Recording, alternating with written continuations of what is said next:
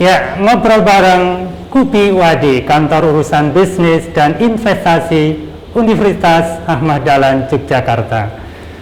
Masih bersama Kak Juma yang menemani acara kali ini, dan narasumber kita di kesempatan kali ini dari Kepala Kubi Wadi, Dr. Ridwan MAG. Tadi kita sudah bincang tentang bagaimana menyiapkan wirausaha mahasiswa, kemudian model marketplace-nya. Nah, kali ini kita akan lebih fokus terkait kalau sudah ada yang jual, ada yang beli, lalu bagaimana upaya Kubi dalam mengkondisikan semuanya ini sehingga bisa berjalan seperti yang diharapkan. Dipersilakan Pak Ridwan. Baik, sungguhnya ketika mahasiswa, alumni atau siapapun sivitas akademika UAD sudah mulai mempunyai produk gitu ya, maka langkah berikutnya sungguhnya bagaimana bisa menjual barang-barang tadi.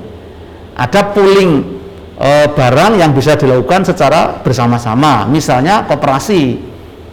Nah, kalau sudah bicara koperasi, menurut saya secara syar'i konsep inilah yang paling benar, karena ekonomi jamaah itu adanya di koperasi.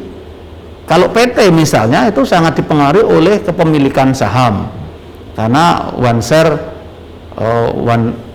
vote ya. Setiap saham mempengaruhi memiliki satu suara. Jadi semakin besar sahamnya, semakin besar bersuaranya. Ini akan mempengaruhi tentu ketika pengambilan keputusan. Nah, berbeda dengan koperasi. Yang koperasi itu ukurannya satu orang satu suara, one man one vote. Jadi tidak dipengaruhi oleh kepemilikan modal. Ketika mahasiswa, alumni, tendik dan seterusnya, semua sivitas akademika melebur jadi satu dalam wadah koperasi bersama untuk menampung produk tadi, dia bisa untuk kulaan, bisa untuk menjualkan, untuk mengantar barang dan seterusnya. Koperasi jasa yang dibentuk atau koperasi pemasaran misalnya, nah, maka kepemilikan itu akan dimiliki secara kolektif. Sekali lagi, inilah esensi dari jamaah ekonomi yang bisa dibangun sehingga semua anggota merasa ikut bertanggung jawab untuk membesarkan, karena ketika ini sudah besar, benefitnya juga akan kembali kepada anggota. Semakin banyak bertransaksi lewat koperasi itu juga akan semakin besar SHU yang bisa diterimanya. Begitu Pak Jun. Apakah Kubi akan mendorong ke UAD sebagai upaya untuk mengelola wirausaha mahasiswa dan potensi ekonomi internal UAD ini lewat koperasi tadi, Pak Ridwan? UAD sudah punya ya, di lingkungan UAD itu ada koperasi ADI yang dimiliki oleh semua komponen di UAD tadi, sehingga tinggal kita dorong model ini masuk ke koperasi ADI tadi.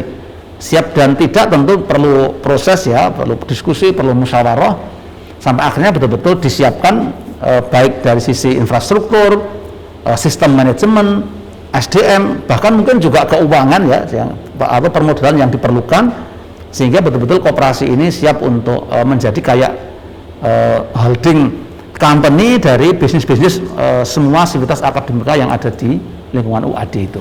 Ya, jadi kalau koperasi mau dijadikan pusat bisnisnya UAD, baik yang produksi masuk ke koperasi hasil produksinya, yang membeli juga ke koperasi UAD. Tadi Pak Ridwan juga mengatakan anggotanya bisa tendik, bisa mahasiswa, bisa alumni.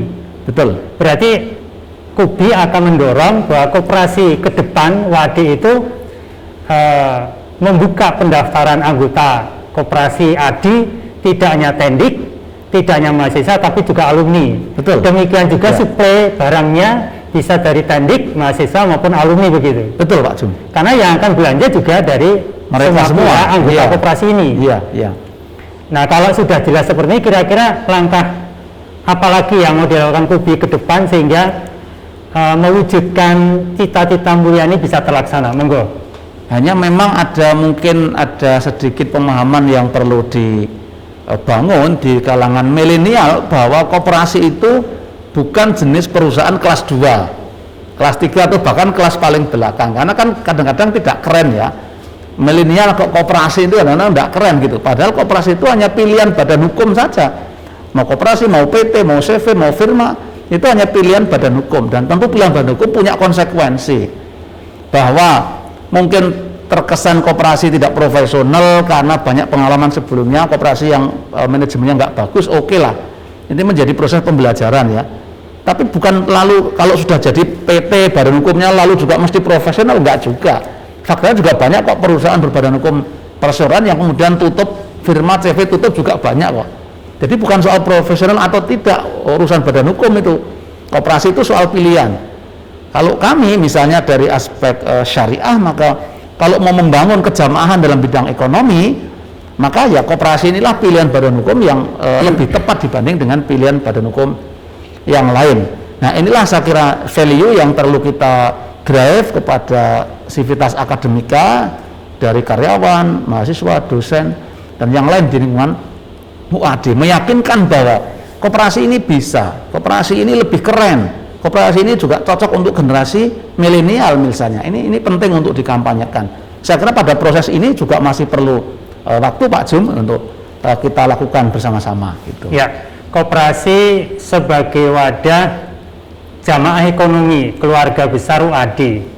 Nah, Kubi tentu punya harapan dari obrolan ini ke depan koperasi ADI UAD memang bisa merespon pengurusnya sehingga ke depan koperasi itu menjadi holding, menjadi tempat untuk menebar nilai ekonomi berjamaah tadi, sehingga nilai yang dibela, jadi lewat koperasi bisa membela produk jamaahnya mahasiswa, dari koperasi bisa membela produknya Tendik tadi, dan juga sekaligus semuanya dalam rangka bela beli produk mahasiswa Tendik belanja di koperasi. Nah, mudah-mudahan pemirsa pendengar podcast Radio Jogja dan Kubi UAD, apa yang kita ngobrolkan kali ini bisa mencerahkan kita, ya, membantu kita untuk membangun ya pola pikir ke depan yang lebih baik harapannya, dan mudah-mudahan lewat podcast Kubi UAD sinergi dengan Ilkom UAD dan Radio Jogja ini ke depan memang kita terus mencerahkan, mencerdaskan kita bersama sehingga apa yang kita bela itu jelas ke depan. Jangan sampai kita punya potensi di UAD yang manfaatan orang lain, bukan internal UAD, dari UAD, oleh UAD, untuk UAD. Closing statement Pak Ridwan terkait obrolan kita kali ini, monggo.